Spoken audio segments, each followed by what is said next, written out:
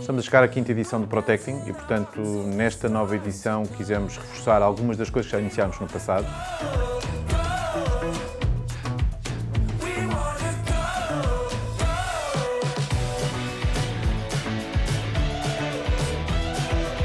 A sustentabilidade é um dos novos ângulos da quinta edição do Protecting. Aqui uma das preocupações que também traz a Fosun, parceiro desde o início deste programa Protecting. Portanto, a Fosun e a Fidelidade têm este tema da sustentabilidade no topo da sua agenda. Queremos ajudar a encontrar respostas para as necessidades do nosso mundo e com isso temos um conjunto de desafios que vamos lançar às startups, desafiá-las a virem trabalhar connosco e com a Fosun e trazerem-nos respostas aos desafios da sustentabilidade na sua diversa forma, sustentabilidade ambiental, social e, portanto, acreditamos que vai ser uma extensão muito interessante do programa e de certeza que vai atrair muitas e boas startups a virem se juntar a nós no Protecting. Nós já começámos o projeto de internacionalização do Protecting nas últimas edições, com participantes de outras geografias, mas agora damos um passo ainda maior e, portanto, vamos levar também o Protecting para outras geografias, seguindo a pegada internacional da Fidelidade, geografias como na América do Sul, em África, também na Ásia, e isso vai nos permitir, obviamente,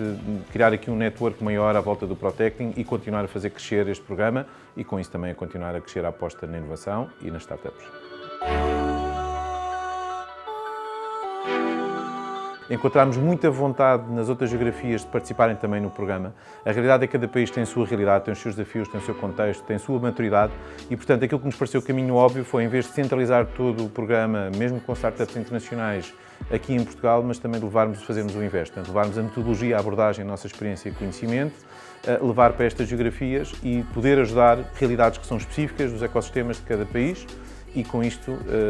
encontramos muito entusiasmo dos nossos colegas das diferentes operações internacionais